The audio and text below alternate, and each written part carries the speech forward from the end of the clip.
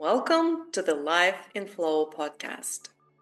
The three of us, Yulia, Polina, and Irina, are exploring what life in flow and flow in life is. Join us as we experiment, test our diverse hypotheses, and have fun in the process. Will we find an answer? This isn't just an intellectual discussion. We're co-creating a shared field beyond words. We're attuning to what emerges moment by moment, so that the conversation itself becomes a group flow experience. And we invite you to become an active participant in this experiment. There will be pauses and moments of silence. We leave them on purpose because this is where magic happens. Go beyond the intellectual information. Listen with your whole body and notice how your somatic experience shifts in the process. Share with us what reveals itself in the space where mind, body, and energy flow together. Greetings, everyone, and welcome to another episode of the Life and Flow podcast. I'm Yulia, facilitating this episode. Irina and Polina are here with me. Very looking forward to today's conversation as we are going to introduce some extra playful moments and conditions. And the topic today is, how do we hold space for ourselves? This is a topic that's been on my mind for a long time, but when it came to me facilitating episodes, something kind of like more relevant or more urgent emerged. And now is the time. And I added, how do we hold space for ourselves? Because this is the context that I'm bringing to today's episode. And I'm going to explain to you the context. So now as we're recording this, it's the darkest time of the year. And in the darkest time, pulls all of us into, what can be described as cocooning, right? It's like a desire to be more quiet, to be alone more often, perhaps for some of them. And so for me, this year, this desire, this push to be in my cave, to be alone, has been really strong, like really strong. So I used to experience darkness more like a depressive time. And because it felt depressive, because of all the pulls to kind of go inward, I used to try to entertain myself. And then it changed last year. And this year, I'm really clear for myself that actually I don't want to entertain myself. What I want to do is just like be there so no one is around me, no one is talking to me. And that is challenging because I have a family. Also, I have some people around, like a friend who is visiting, and it's been challenging to explaining why am I acting what most people would call asocial. And I tried, and people just don't understand. And I've been using this time to practice holding space for myself, which was not easy at all because of the physical space, because I have not really consciously done it, and a lot of questions emerge. It's like, oh, is this even selfish? Am I like being a bitch? A lot of questions, very interesting, that I didn't really even connect to holding space, or holding space for myself. And so that's my context. Well, that said, we know also that in some of our episodes, we come with our context, but it turns out that the conversation goes in different directions. So I want to bring this context, but also see if we can stay open and really welcome any other directions that might emerge. And before we continue into group flow, I also wanted to say something for our listeners, or actually people who might watch this recording on YouTube. And today we're going to do an experiment. We're going to be having this conversation with blocked vision. And that means we're going to wear something on our eyes. And this experiment is inspired by, something where another experiment that I was part of. So we'll see how it goes. So if you're watching us, it's gonna look weird, but maybe it's gonna also look interesting. We don't know. Okay. And we will start with a game. But before, let us put on our masks or scarves.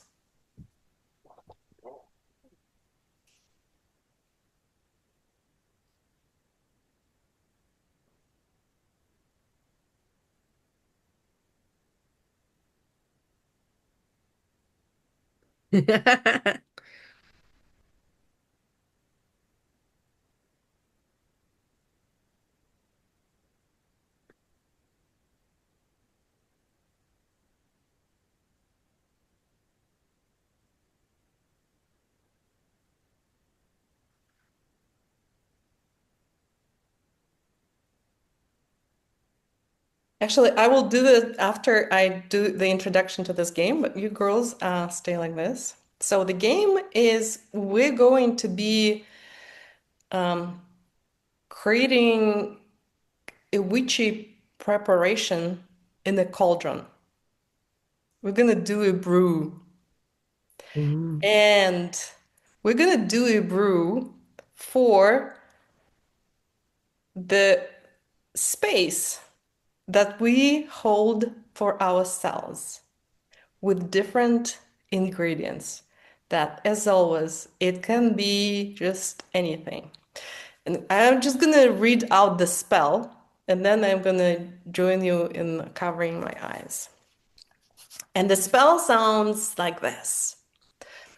By shared intention, we set this vessel. By breath and voice it wakes. What is carried is received. What is offered is forever changed. Holding space for ourselves is brewed. And now for each of you, I suggest that you put ingredients and we'll go a couple of circles. It's like, I feed this cauldron with, and so we go.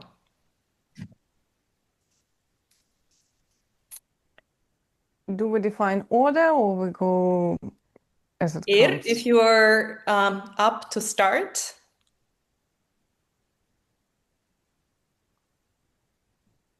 I feed this cauldron with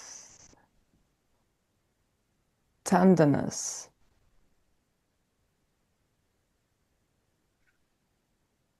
I feed this cauldron with sacredness. I feed this cauldron with spring flowers.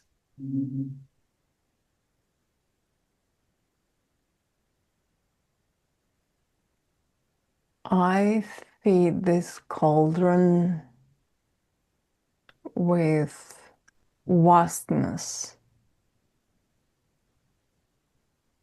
I feed this cauldron with honor. I feed this cauldron with mountain air.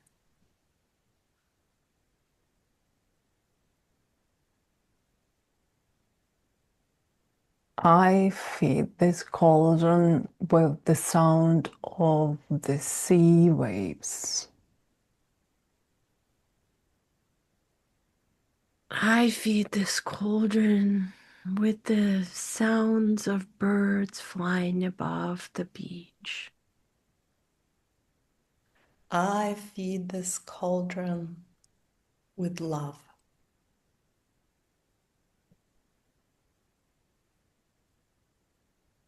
I feed this cauldron with the infinity of the universe.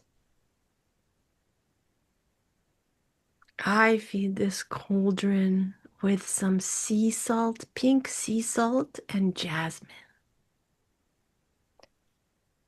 I feed this cauldron with an all-powerful darkness.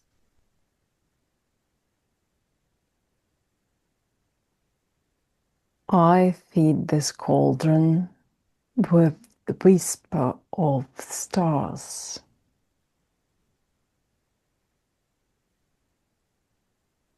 I feed this cauldron with the silkiest, plushiest pillows.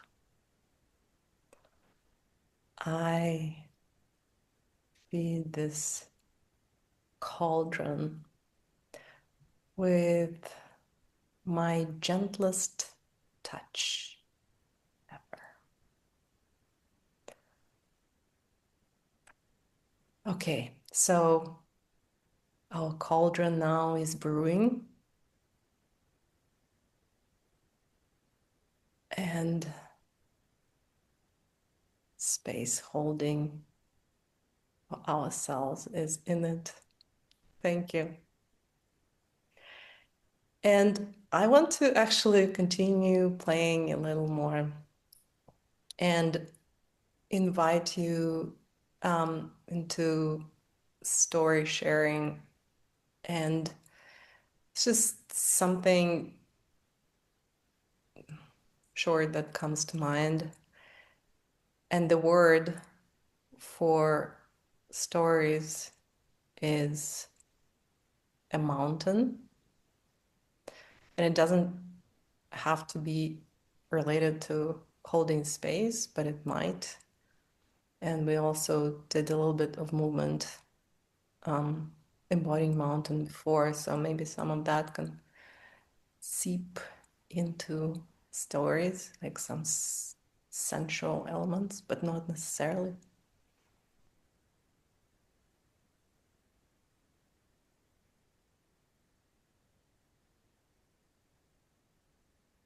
And whoever feels like starting is welcome to start.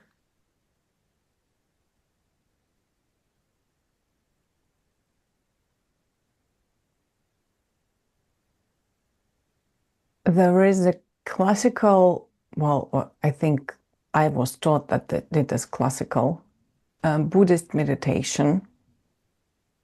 And I was taught that it is classical because this is the meditation that they taught me at one of my teaching courses for to be a meditation instructor. So the meditation has to do with like embodying the sense of being a mountain, and it actually has to do with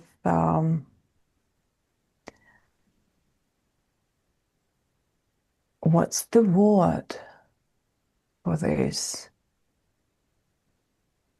It's not tenderness. It's like the compassion. So it's like one of the ingredients. So for helping one to feel self-compassion. And I actually do like using this exercise in the moments when I feel very agitated and when I really need this sense of holding and stability and being powerful. This is what this meditation, this exercise transmits to me. So like having this ground and being unmovable, like nothing can harm me because I'm eternal, I'm old, I'm high, but the unmovable is the most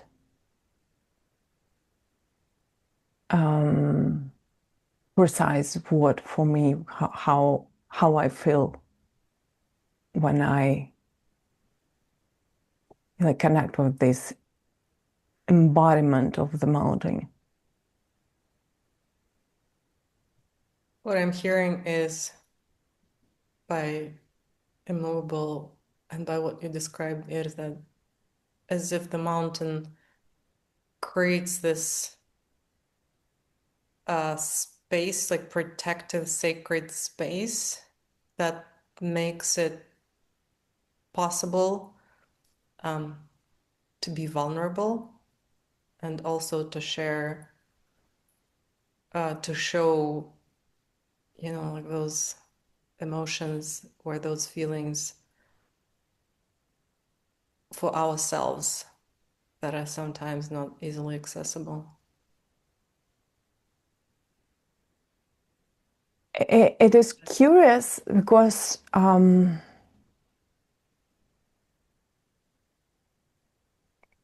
wouldn't say that it helps to create space. It helps to hold the space. Mm-hmm. So because the feeling, it arises and it grows inside of me, and it doesn't create space. It creates this sensation that I'm not actually vulnerable. So when being vulnerable feels too much, it gives more the sense of protection, but not from protection like from outside, but it's like it strengthens my core.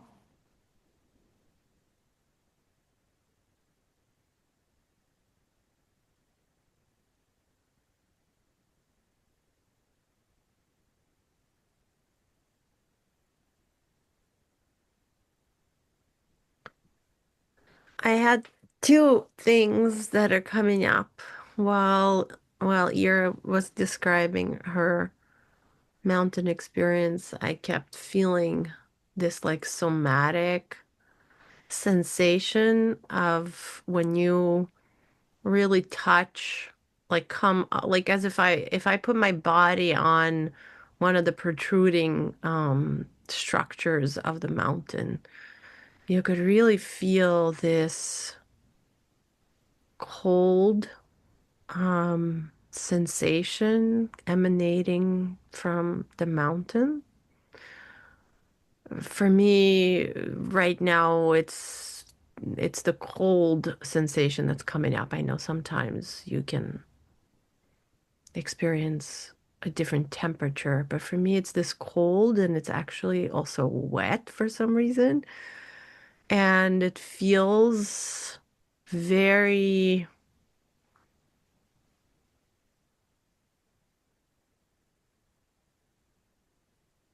I don't know, it awakens something in me, that cold and wet.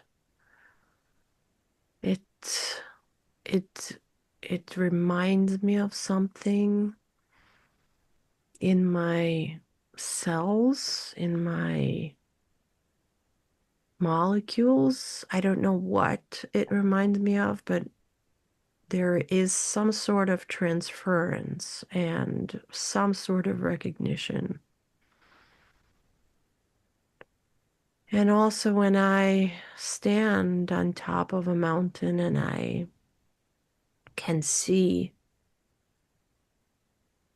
everything that is below and beyond, it gives me a sensation of being the closest to being a bird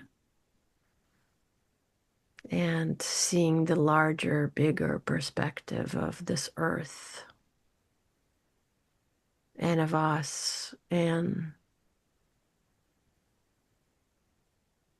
it helps me to hold space from a larger, art kind of bird's eye view perspective.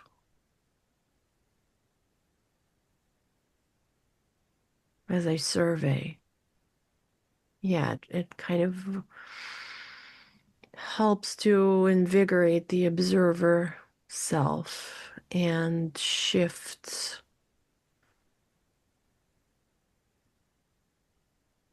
the perception of reality.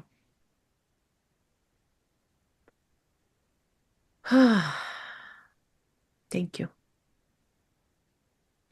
Yeah, it sounds like kind of, Pauline, what you were describing to me sounded a little bit like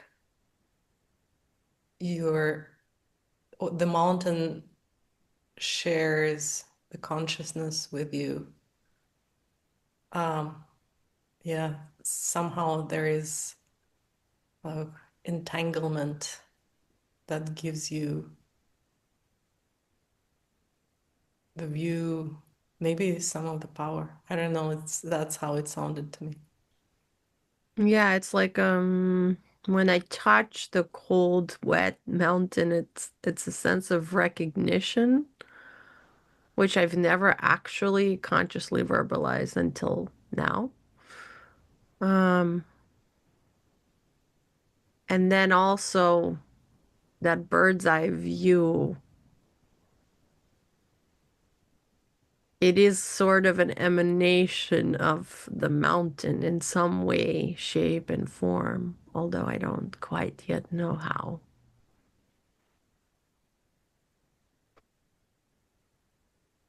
To me, I just recently had some mountain experiences in Greece, and we were in a volcanic island, and so I went to a cave, a really, really huge, deep cave. There was some water there in the bottom, and it took serious kind of climbing. Well, not really serious, but it did take effort to climb down and then climb up. There was also a rope to help people. And oh my God, this was, I guess, quite scary, even coming down. Just the sense of the immense power of this mountain, and then kind of you going into its mouth, and then you're allowed to stay in the mouth or the body and to and to connect in some way to the power, to the wisdom, to the, like whatever, I don't know how many, but I think it's at least 5,000 years the volcano first erupted and created that place. and the water was there. And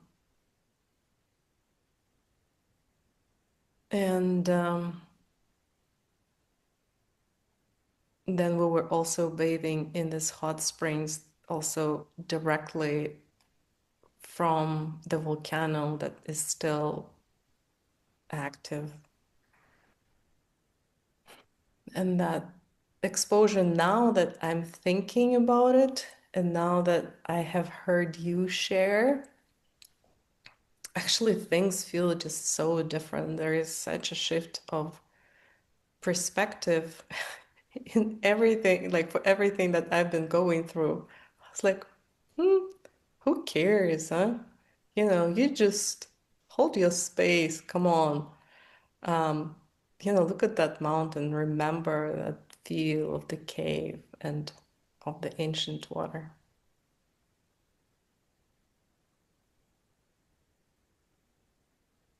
Yeah, it sounds like you're describing like being anchors. That's what came up for me as you were describing it. Like we're all just anchors and we hold space because we anchor something and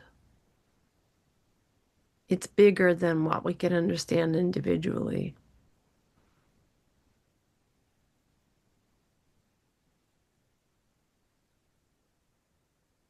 Yeah, and when I guess you get lost, it so helps to connect those big, powerful anchors like mountains. Some experience, even imagining probably a mountain. When you took us into the mouth of the cave and towards the water, I actually saw a snake drinking from the water with its tongue and moving on that lava earth in its like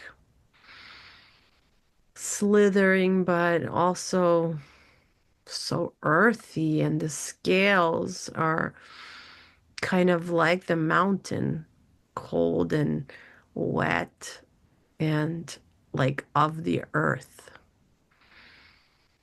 Yeah, I was gonna ask, can the snake be in any way related to you remembering or connecting to this wetness and cold?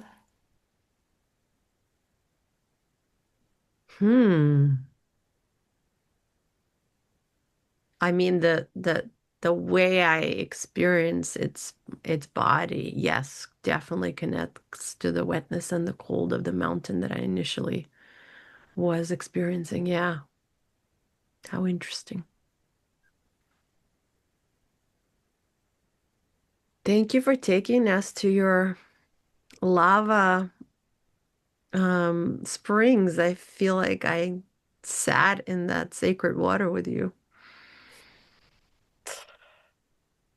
Yeah, that was very special. So let's move further, and we've come to a real question. And the question is very simple. What is holding space about?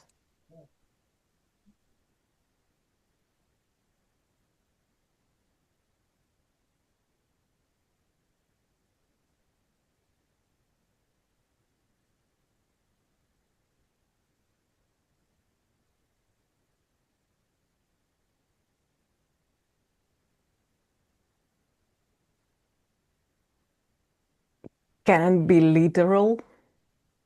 Like for me, it's literally holding space. Like, but you don't see what I'm doing with my hands. Can you tell us it? I, when I came across this concept the first time, it happened actually at one of my coaching trainings. I did a training on, it's called organizational and relational systemic coaching. And it's all about how systems function. And because many of the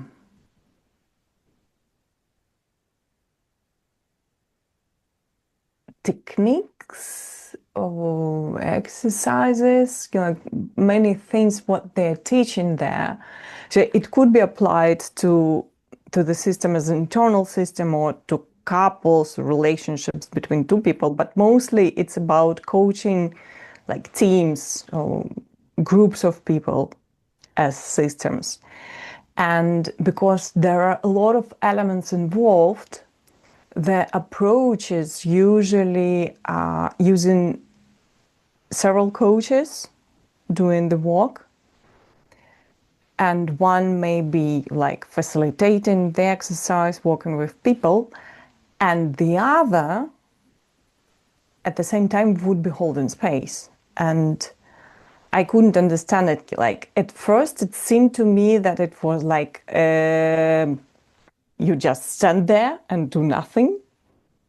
And what's the point? Mm-hmm.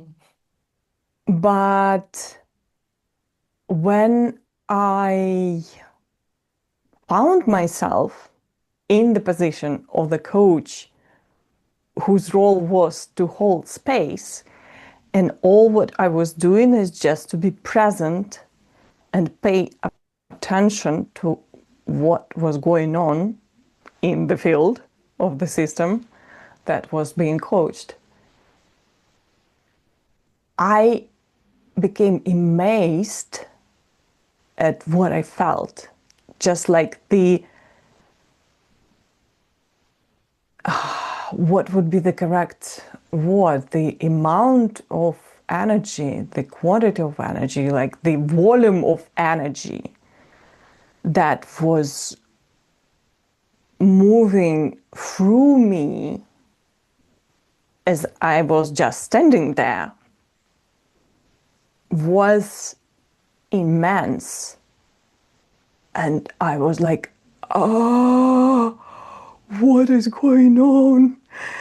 And so I realized, and afterwards I also participated. There used to be a time when I participated quite a lot in family constellations.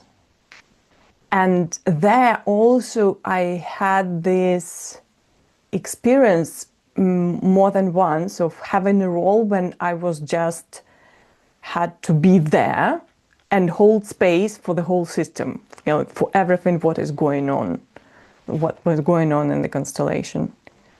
And like energetically, like what I felt in the body, it was so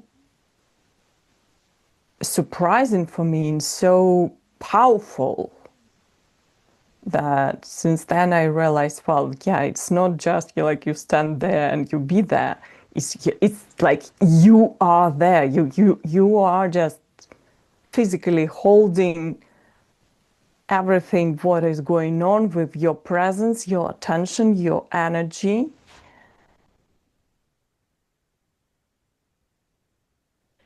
It is.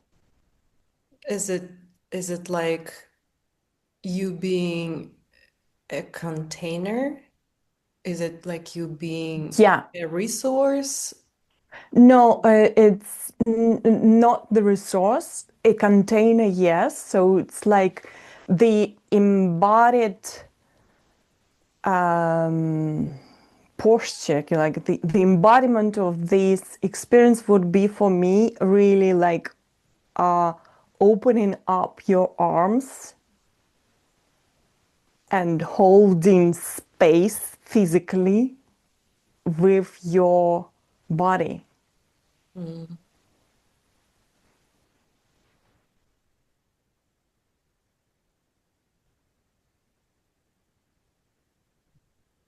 You mean you would there some of the people would be holding hands physically and holding the space?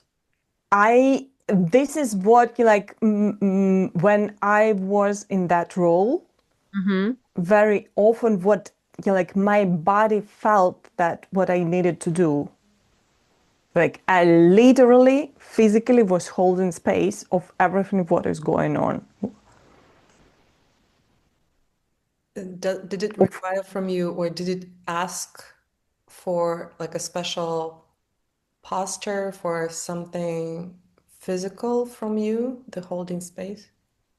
Well, yeah, like it was not the like technical task. Yeah, it's like I did not receive the instruction of be in this pose, in this posture. This is what my body assumed, and because this is what felt natural again, like this, the felt sense of the experience required me of opening up my arms and literally holding space. No, that I meant the experience. What did experience ask from you? Yes, I didn't mean that. Yes. Yeah. Mm-hmm. That's super cool. Yeah. I like that you brought up this other aspect of holding space. Um, it's a different dimension than I think what we've touched upon in the past episodes. And I also have some interesting experiences with holding space from that perspective, what you described, Yura. Um, One is I spent a year in Brazil at this healing place where people that came for healing would sit in what they called in current, and they would literally be sitting and make their energy available for, I guess, the greater good of all the healing that was happening, even if it wasn't them being worked on directly by the medium. We were all sitting in current so that our bioenergy or whatever energy he was using would be available for some of the surgeries that he was doing. But also, we would receive certain aspects of the healing being in the current ourselves.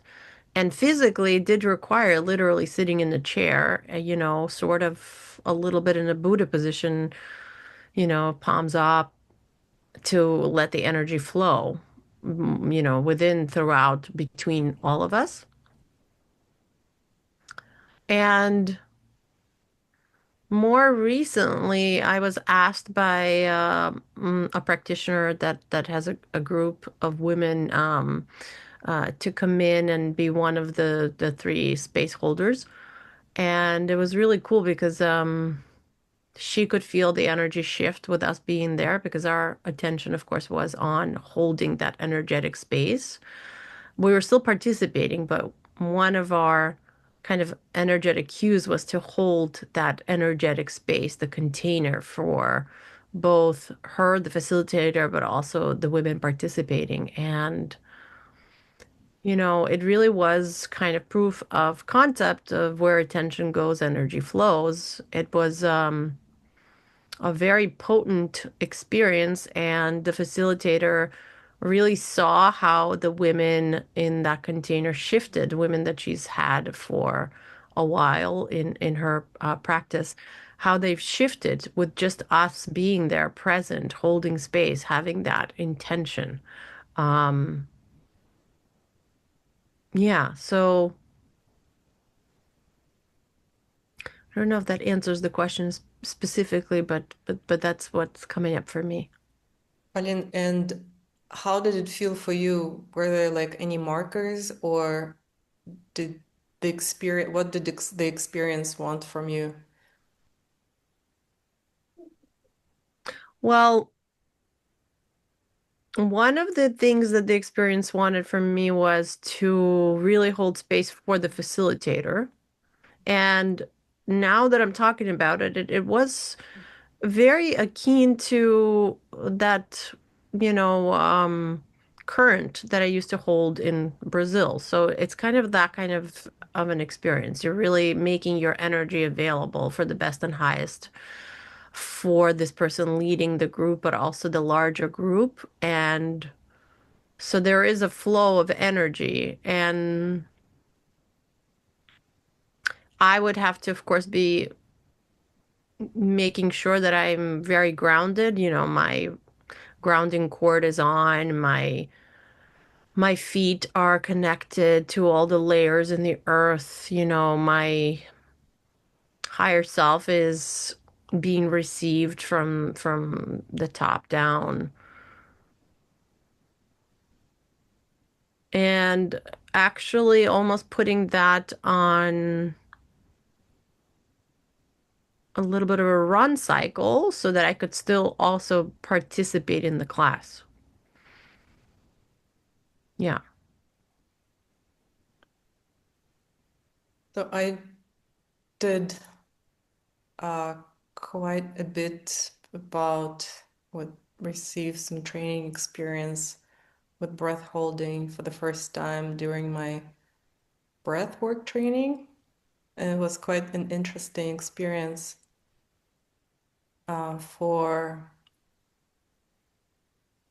for all of us, the people who were there, because for our coach and mentor, we were one of the first groups.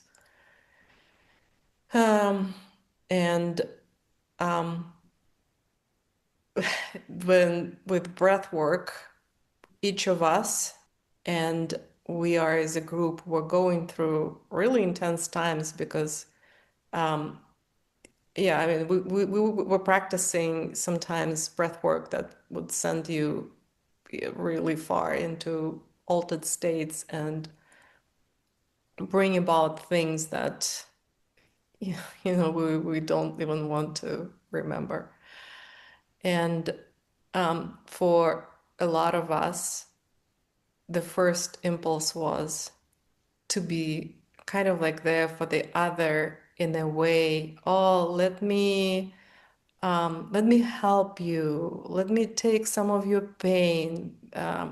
This sort of thing that is probably still the common way to respond to someone going through hard times. Like, oh, let me help you, or let me take some of your pain. Let me, solve this problem for you. It was such a cool experience that we were going through. It's like, how about you find your center. And by finding your center, this is the, like great help and support for the person going through a challenge and for the whole group. And yeah, like, we did this for several years, and some of the experience were mind-blowing, holding as a group space for some people going through really hard stuff. But I'll finish just with this tiny story, personal story about my daughter. And I think maybe I shared it here as she was going into an urgent surgery a couple years ago because she broke her arm. And I was there in the hospital with her. And just in front of her, before they took her away into the operation, a doctor said, "Well, because this is she didn't prepare for this. Um, the risks are high that something might happen regarding like the food because she ate a couple hours before, and anesthesia and things like that." And she's saying it in front of her. And it's like what do you do there? She was, I think, 10 maybe back then. And I'm there, grown-up woman, but going crazy because she's my child.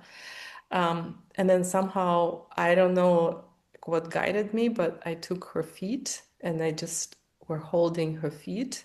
And I was holding myself. And through the feet, I was kind of passing it on to her. This was such an experience, and for her as well, she still remembers it, and she still asks me for like foot massage when she goes through hard times. Oh, I love that the whole holding center, right? Your own center. Um, it serves like a template to remind the other in the space to also find their center, right? So that they're referencing themselves and not referencing another or the situation, whatever is external, right? So this referencing of self, I think, is critical for being able to truly hold space. But also, it's so beautiful that you had that guidance to hold your daughter's feet and really hold space for her, not just energetically, but also, through the physical body. How healing that must have been, how generative, how like I could literally, I felt when you took her feet, how you became part of, the same system, and therefore she had an extension of her system to be able to, uh, you know, potentially process or let go of some things. And since since you're the more dominant energy source in that equation, it must have been very helpful for her to be able to work through or out of the system, or I don't know, it just feels like almost like an engine type of thing, like a bio engine. It's really cool. Yeah, this is, probably one of my kind of strongest experiences, like by how deep it penetrated me in life. And it's such a good example of how powerful it is when you know someone is in the field with you, but really consciously, right? Really intentionally, they're there for you. They're referencing themselves in their core, but they're also there for you. So, not just energetically, but like on that human biological level, how comforting to the system and all your parts to know someone is in this room with you, for you, holding space, referencing themselves to help you reference yourself even deeper, even more. Yeah, and I guess, I mean, I didn't ever kind of try to describe holding space, and the beauty of it is that you are, I like this, that you're providing referencing, and maybe kind of like not a blueprint, but something like that, kind of like maybe pointing from your core to their core. I don't know how it happens, but it definitely does make such a difference. And I think you don't kind of need any training to sense when people hold space for you. Yeah, because I think that it's when someone's in their space and they're generating energy and that field from really referencing themselves, it feels very different than if someone is leaking, right, through their field or trying to get into your field or trying to connect in a way that's not clean, not like you're in your own bubble, you're self-referencing, and you're just making yourself available energetically, and but you still are boundaried, right? You're still boundaried. You're still holding space for like the highest frequency possible in the equation. Yeah, you have to be boundaried. Yeah.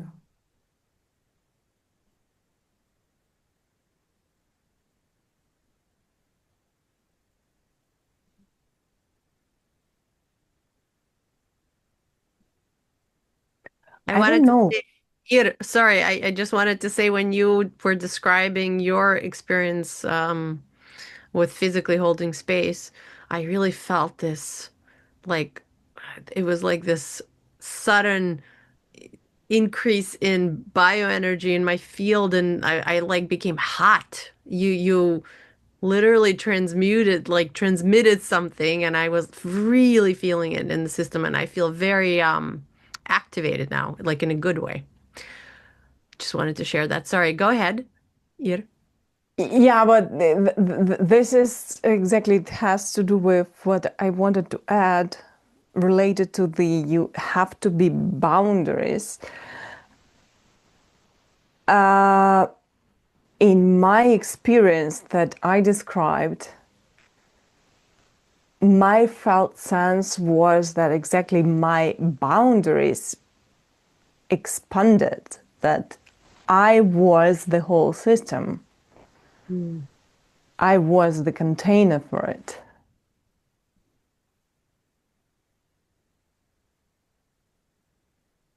So does it mean that kind of like you had to take in everything that was going on between the people? Not quite, because I was bigger than any specific element of the system. I was holding the container. So I was bigger, but not necessarily involved. So I was not inside. Wait, that's super cool. So actually what you're saying is, and I was literally feeling it as you were describing it, is that boundaries are not singular.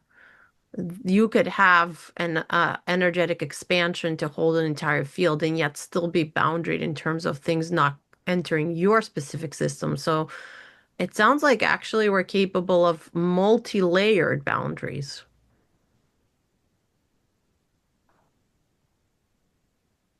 Is that what you were describing here?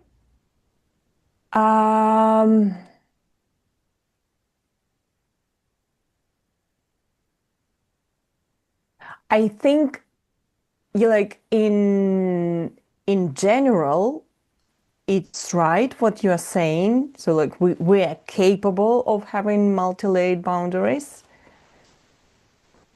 But that is not exactly what I meant in my description of that experience of holding space. What I meant is that my boundaries changed. And because I was bigger than any specific element of the system, what was going on with each of those elements did not affect me because like I was the mountain. Oh my gosh. So do you mean bigger, like in terms of higher on the frequency scale? Because that's how I've, No, no? Like, no, it's not about the frequency, it's really about the physical volume. Like I experienced my boundaries, like just imagine that the process is it's the whole and there are, let's say, 20 people there. So and they're doing something. So like my boundaries was filling the whole room.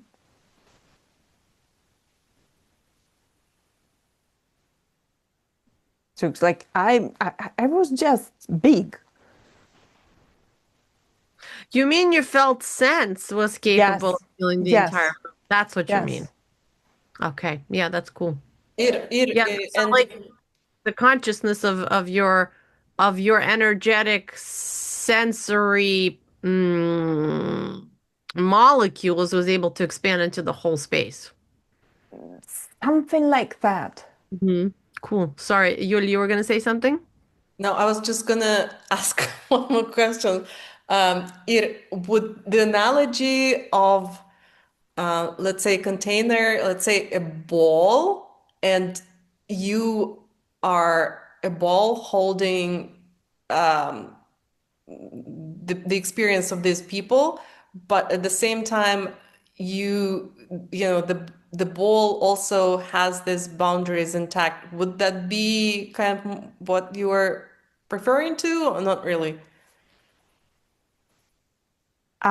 Something like, yeah, if I am the ball, the experience of the system is inside the ball. Yeah. Mm-hmm. Yeah, but I'm the container itself. Yeah, something like that. But you're still boundaried within the container, right? It's Your like system. more, well,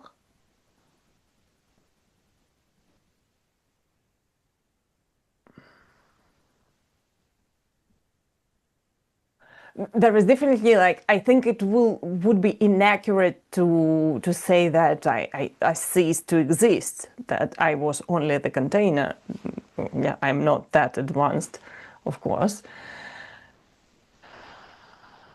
I'm just trying to figure out what happened with my own personal boundaries, because, like, the way how I experienced it.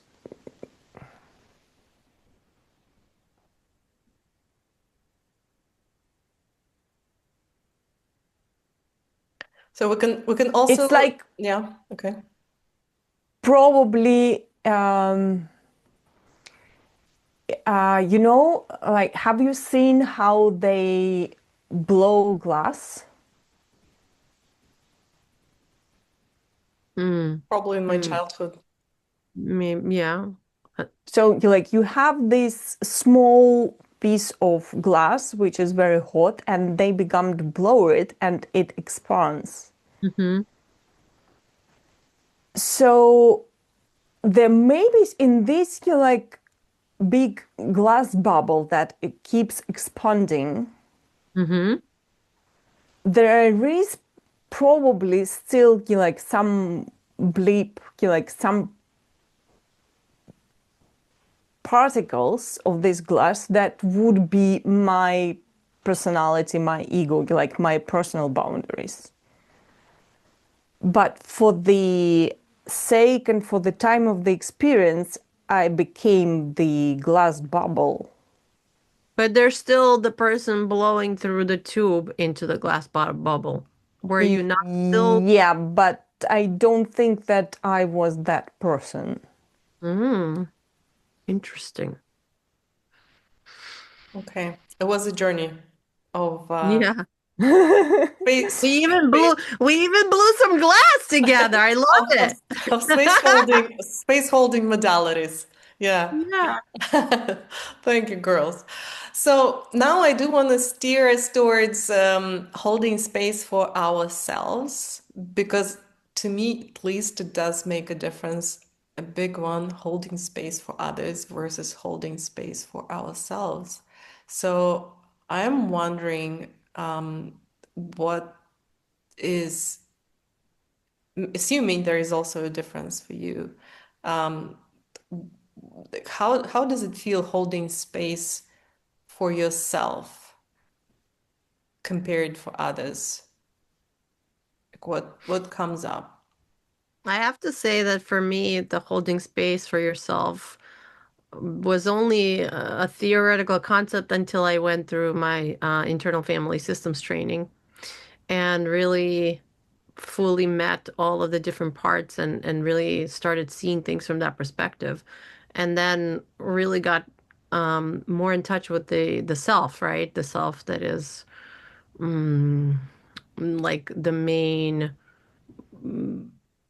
main kind of operator of the different parts within the system. And when I built a relationship between those parts and me as the self, and had more of an integration around it in that way, that's when I really truly started embodying what it means to experientially, like, truly hold space for yourself in terms of, your internal system. And feeling like I have more of a backbone. There's more, the referencing changed internally. And so things became more clarified and more online and more like interconnected, but within. And also, yeah, so that's like another aspect of that holding space piece, which is separate from, of course, the energetic activation that I do on a daily basis in terms of making sure I'm really rooted and that my higher self, from above is really I'm open to that channel, and those two channels meet, and then it really to instruct my field energetically, that I'm referencing myself, and I have, a protective barrier through which only best and highest can enter my own personal space and field. And it's something that I have to remind myself sometimes, throughout the day, just to come back to me, reference myself. And really, that has changed the way I interact with both myself, but also externally, either with the environment or the elements, or other humans, or even animals and birds. Yeah. Pauline, I'm wondering when you talked about the having to know all your parts, is holding space related, or is it a requirement to know yourself to some extent? What's your view on that? Or to what extent? Because you mentioned that you really had to get to know. Yeah, that's a really cool question. I haven't. Yeah, I personally, and this is just my working theory as we experiment with all these things. My working theory at this point in time in my own consciousness and development is I believe that unless you do have some kind of working knowledge of who this self is, it would be really hard to truly hold that internal reference point and that space internally. Because what are you holding space for? I mean, I guess maybe some people that are more well versed in just the energetic part of the systems, they could still wield energy, even if maybe they don't necessarily know who they are to some extent. But I'm not sure that you could wield that energy from the right kind of center point. That it'll be really from a coherent space if you don't have that experiential sense of like who you are, at least to some extent. I think in order to have the right access in this space and time, you would need that lived knowledge, wisdom, and experience in order to wield the energies I think, in the best ways possible. But I'm wondering then, compared to holding space for other people, we don't need to know them, and sometimes we don't need to know them at all. You need to know yourself still. That's because the whole point of really well held space is when the people in that space or whoever's holding the space really has clarity within and is referencing themselves and not bleeding out. So it's providing the energetics for like that energetic container, but still very well referenced and very well held internally. Otherwise, there's a lot of bleeding into other people and others bleeding into yourself, which automatically changes the coherence of the energetics. I mean, from my perspective. And so now what I'm hearing is, and maybe like going to our episode on being, well, which we didn't conclude really with anything, but kind of like the core of us. So we need to have some access to who we are, to hold space for others, and even more so to hold space for ourselves. Is it what I'm hearing? Is it? Yes, that I would certainly say that, and this is not just theoretical knowledge. I mean, for me, So the clients that I work with, my coaching practice, the ones that truly start rapidly shifting their reality and what they're able to manifest and bring into their world only starts happening when they really start interacting with their internal system and really learning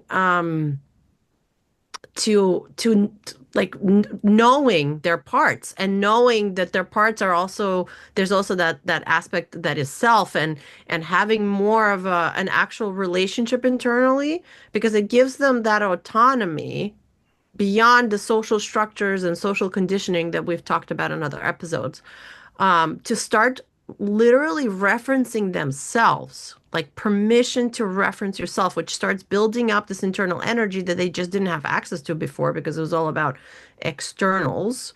Um, and that's when things really become more accessible in terms of all the things that we want to experience.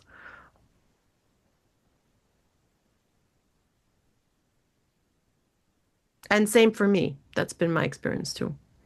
The more I became integrated and well versed in and really having my own back, the more my energetics have shifted. And you've been witness to this, Yul, right? The way Mm-hmm. that Yeah. I've been able to rapidly start expanding into other sort of energetic domains. Once that integration and that internal self-referencing really became like very, very solid. Yeah, makes sense.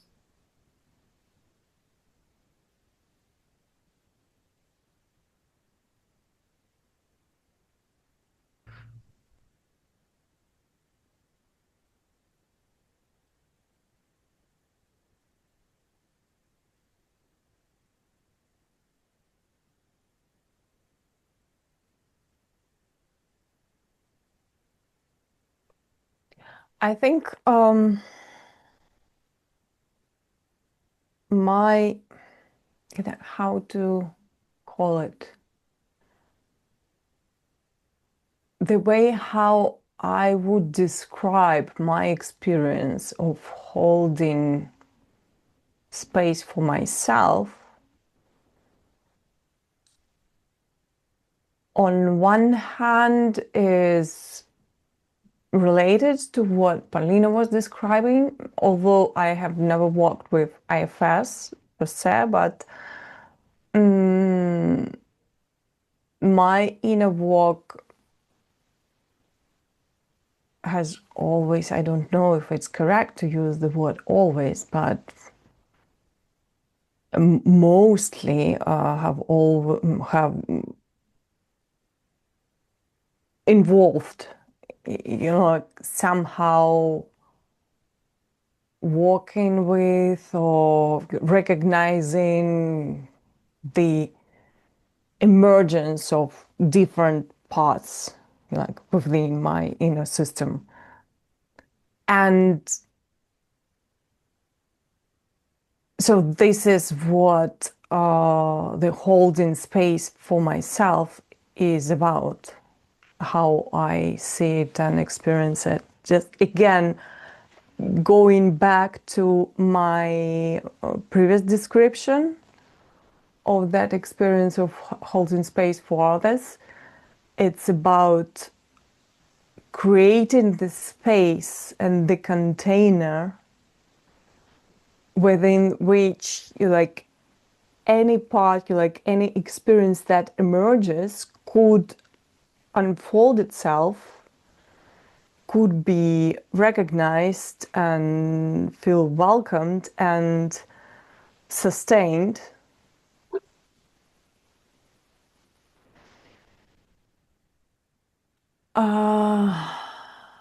It is about, again, becoming bigger than just one particular experience, just one part of me that experiences this or that. And when you like this part of me that holds space for myself becomes bigger, then it creates the possibility for sustaining pain, darkness, any difficult or uncomfortable experience that I need to live through.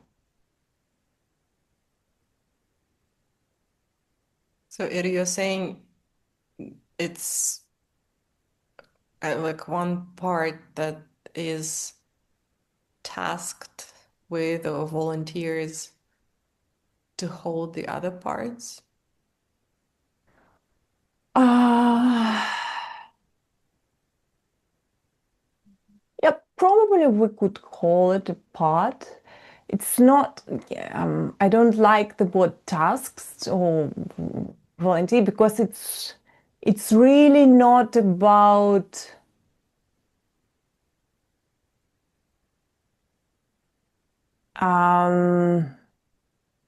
individuality. In this case, it's like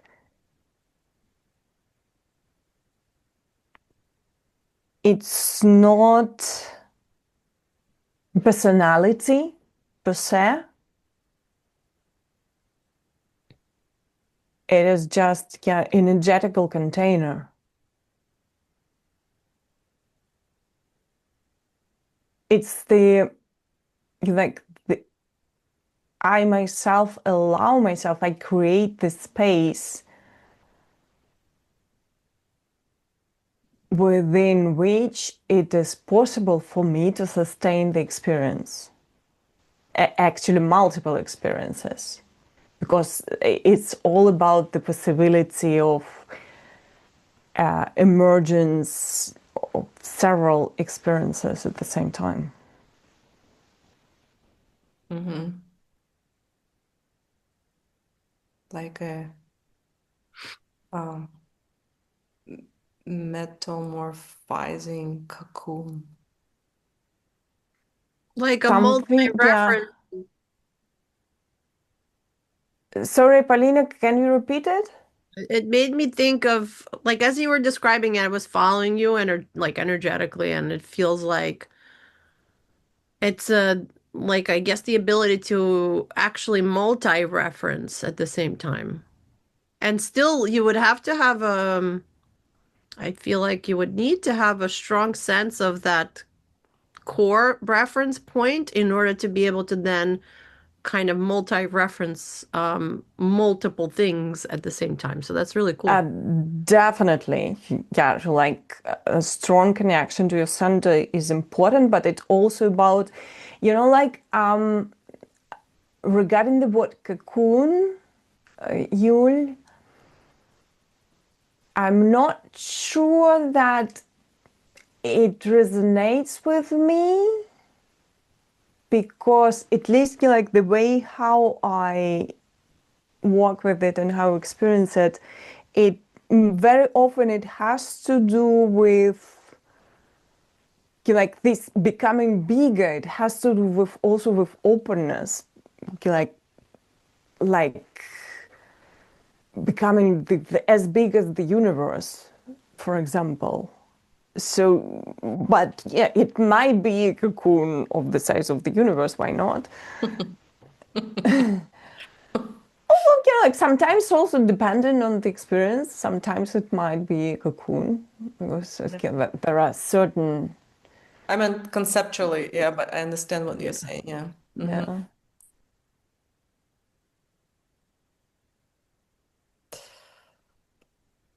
And you,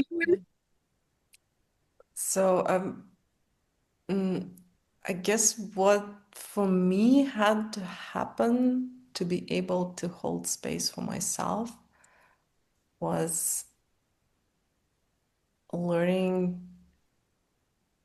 to hold space and also to be held actually by non-human nature. I think I read a piece on relationships recently where, like a relationship is where like two entities come as whole, right? Like they're not looking for any to benefit from each other in any, well, I mean, maybe to benefit, there are some benefits, but it's like not to get apart, to make themselves whole because they're already whole.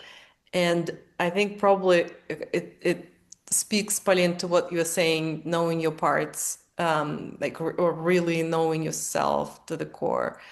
Maybe it's that. And I think that the experience that modeled it for me is being in the forest and feeling so totally whole and accepted and in a relationship with other beings that also were totally whole.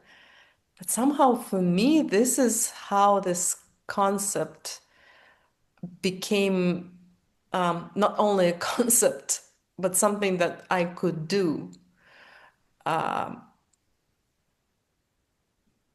And still, I think when I hold space for myself, actually, what I reference is not only myself and my center, but actually those spaces, non-human spaces that were held for me. Somehow there is something about them that is really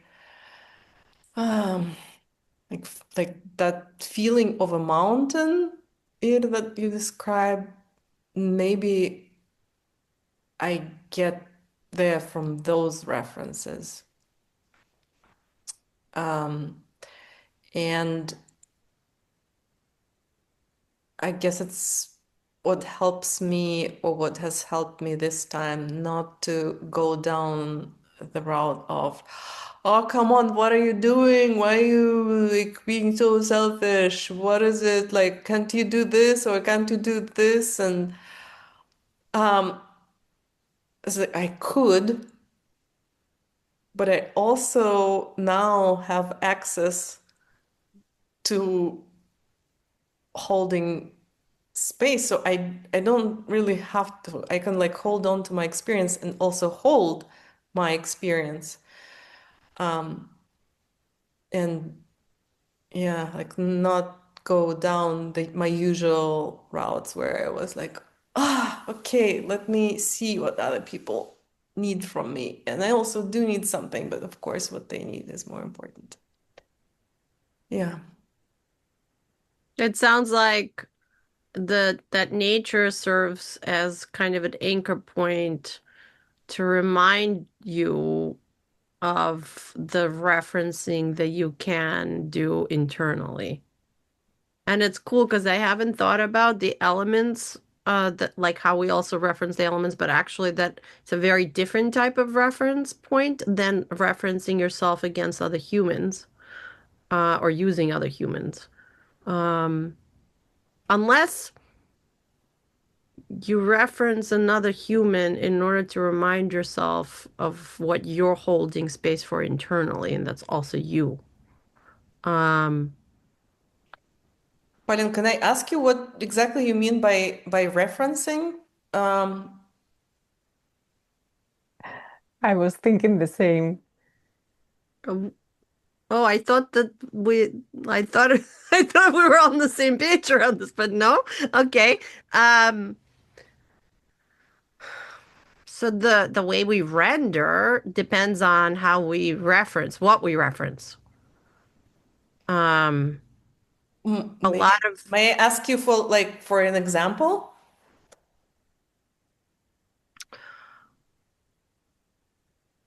Yeah, you're asking me to describe something that's like a felt energetic experience that I don't really necessarily have words for, and have not fully unlocked the full code of it yet, but okay, I'll try. For example, We've talked about this before, actually. So if I'm referencing myself, my being, as being, for example, my mom and my brother and my family and my culture, right? And my country, then I have external kind of points that I am energetically using to for data to come into my field and instruct my field to render in a way that matches those external reference points. And for me personally, the most like, breakthrough moment, as both of you know, has happened when I had a, I went into a break with almost all of my family members, and I went through the IFS experience, and I really truly started referencing myself from me without any, well, I can't say any, but without the, what I was used to in terms of referencing those external data points in order to render myself. I really started rendering myself from who I actually am, and I'm still finding it out. So when I say you really know yourself, I don't mean in like an analytical sense of like, oh, I really truly know that A plus B is equal to C or whatever the equation is. I mean, I have a felt sense of myself. I have more access to like who I actually am as I render myself from my internal reference point, which, by the way, of course, cannot happen without the reference point of, okay, I am human, I am on Earth, there are four elements, so there's still going to be that communal, or what's the word, the collective consciousness in terms of reference points. That's still there, but if when I was able to stop referencing myself again, from the perspective of I am Polina, who's the daughter of this woman and the sister of this person and whatever else, and I just came back to myself, and I got access to who I am internally with all of my different parts. Um, that's when I truly started having like more of this access point to be able to hold space for me without leaking out, which was what was happening when I was rendering, also based on like my specific family members. Mm-hmm. Does Okay. that Yeah, explain it better? Yeah, okay. yeah. So it's kind of like you have you actually accessing another field. So I guess all of us by default we're connected to our family field and the behaviors and whatever, that's a bunch of stuff that is part of the field. And you're saying that you're able to access other fields that are less like less patterned with all the family stuff. Yeah, exactly. It's kind of what Ida was describing in her experience of holding space, in the way that um I still know, right? Like there, of course, there's still data of me being from these people and from that country and blah, blah, blah. I still know that that's there in the field in terms of data, but I'm holding space for myself as a unique individual with my own internal reference points for me, without having those external reference points now informing who I am. I just Yeah. know that Hmm. that's in the field, that data, but it no longer informs how I render who I am. Yeah. Yeah. Yeah. Got it. Thanks. Brilliant. Okay, girls, I'm actually checking the time, and we're by the end of our conversation. So I'm just gonna probably, I feel like keeping my eye mask off maybe for the remaining couple of minutes. It's Do we also interesting. take ours off? Yes, feel Yeah. free if you feel like it, or it just feels like it's gonna be nice to to reunite To with see each our other vision. finally. But it was a very curious experience. Very cool. Yeah, it was very cool. Very cool. I loved it. I I very loved it. much I enjoyed it also. loved the dark. Yeah, and one of the things that happens that I also noticed today, but also yesterday, last night, it's like you kind of like lose track of time in such a good sense. It's just feels so flowy, the time itself. And I really did feel the energetics of us uh, a lot more clearly and more immediately. And I felt that I had more energy to actually shape what was coming up for me. So some of the energy maybe that I usually like now I'm already starting to look at Yeah. myself and Yeah. look at Yeah. you. So I guess even like the focus is already feels Yeah, different. the focus was different, definitely. Mm-hmm. It Yeah. it really becomes diffused if the visuals are also there and we're like actually looking at ourselves and each other. Yeah, that was cool. Yeah, so wow, that was quite a fun ride. Thank you very much for playing along. And Thank you let for me bringing this to us. and let me just ask you what you are leaving with after our conversation. I want to have more episodes of us being in the dark, from the dark. Darkness is contagious.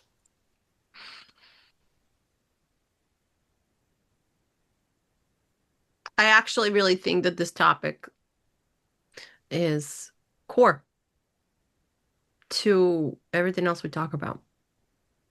Holding space for ourselves and what are you referencing and how are you rendering, and that I think is the most important thing to um, explore and address, and I think everything else comes from there. It's like the wellspring. It is super important, especially when you're going through transformation. And the tricky part is that there are unknowns, it as you said, right? There are like emergent Yeah. experiences. It's like you have no clue what's gonna emerge and whether it's something that you expect or you're gonna like or not. And then the question is like, a lot of impulses regarding holding space for that. So it's yeah, not an easy undertaking.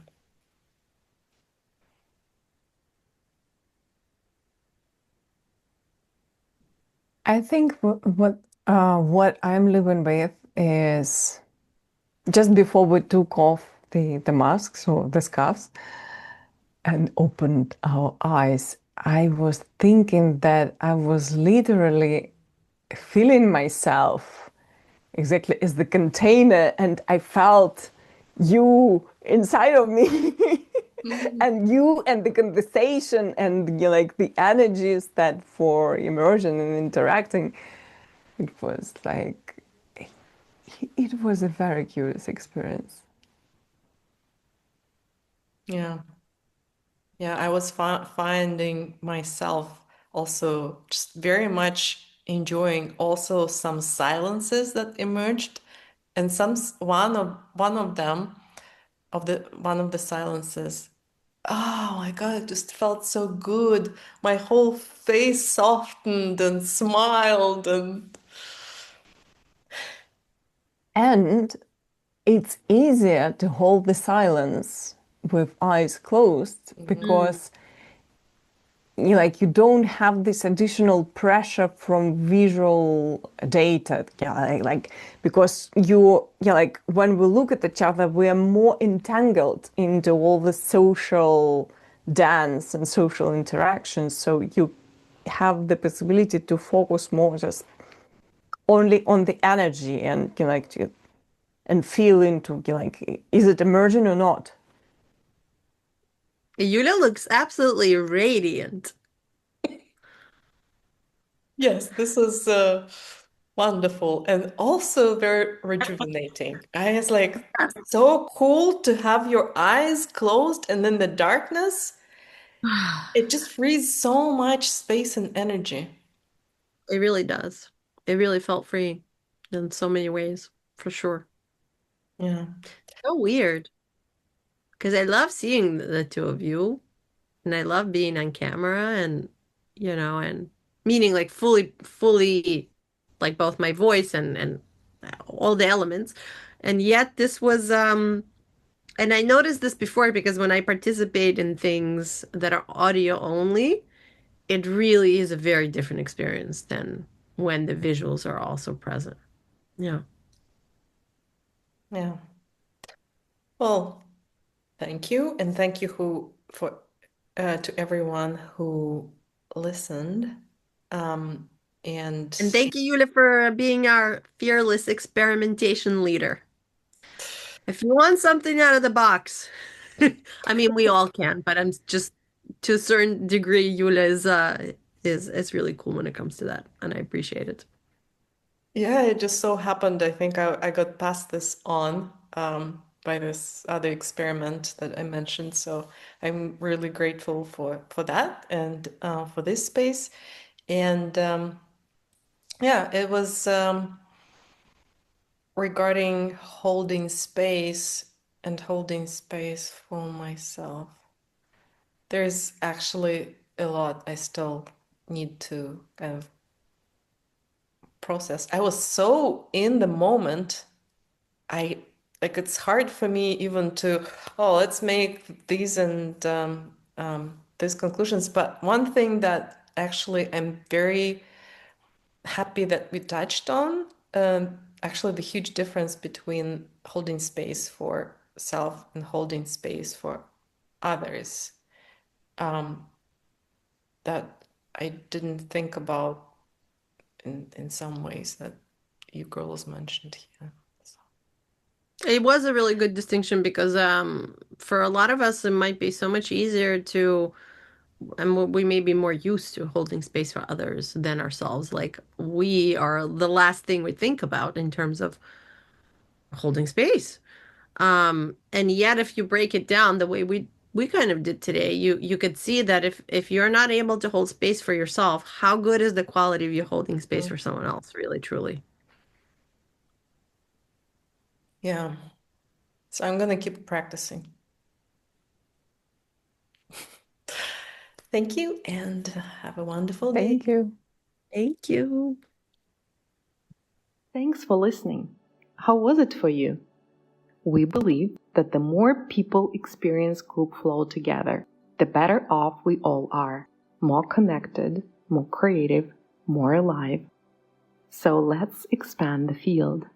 If this episode resonated with you, help us spread the word. Share it with a friend, leave a comment, or give us a rating. We love you. Do subscribe so you'll know when the next experiment comes out. You can also connect with us on our Life and Flow group Substack. We'd love to hear from you. Let's keep flowing together.